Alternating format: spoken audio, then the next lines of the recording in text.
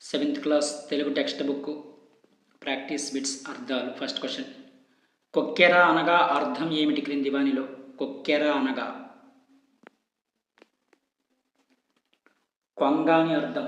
కొక్కెర అనగా కొంగ అని అర్థం.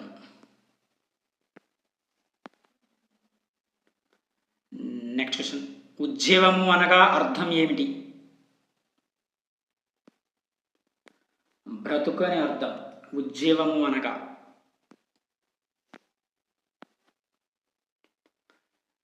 Next question. శైలము అనగా అర్థం ఏమిటి? శైలం అనగా కొండ అని అర్థం. శైలం అంటే.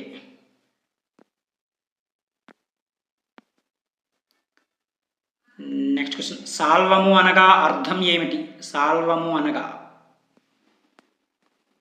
డేగ అని అర్థం. సాల్వము అనగా డేగ అని అర్థం.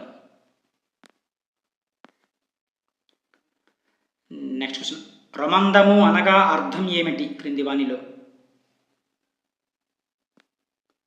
నెమరు వేయుట అని అర్థం. ప్రమందము అనగా. Next question. శక్యము అనగా అర్థం ఏమిటి? శక్యము అనగా సాధ్యమని అర్థం. శక్యము అంటే.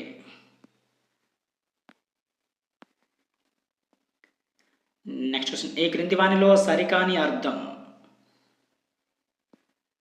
Third option wrong answer.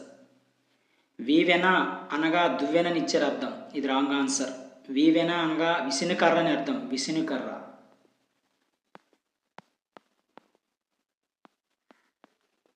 విసినుకర్ర వీవెన అంటే. దువ్వెననిచ్చేది రాంగ్ ఆన్సర్. మిగిలిన కూడా సరైనవే. వీచి అనగా అలాని అర్థము. శౌర్యము అంటే బలమని అర్థం.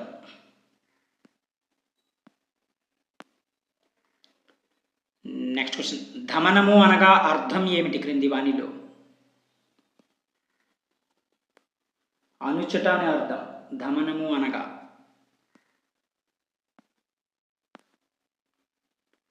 Next question. మంటి అనగా అర్థం ఏమిటి క్రింది వానిలో? మంటి అనగా మట్టి అని అర్థం.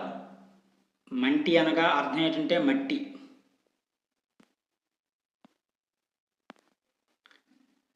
Next question. చొక్కి అనగా అర్థం ఏమిటి? చొక్కి అనగా పరవశించి అని అర్థం. చొక్కి అనగా. ఇది సెవెంత్ క్లాస్ టెక్స్ట్ బుక్లోని కొన్ని ముఖ్యమైన అర్థాలు ఏపీ డిఎస్సికి సంబంధించి. మరిన్ని ప్రాక్టీస్ బిట్స్ కోసం మన ఛానల్ సబ్స్క్రైబ్ చేసి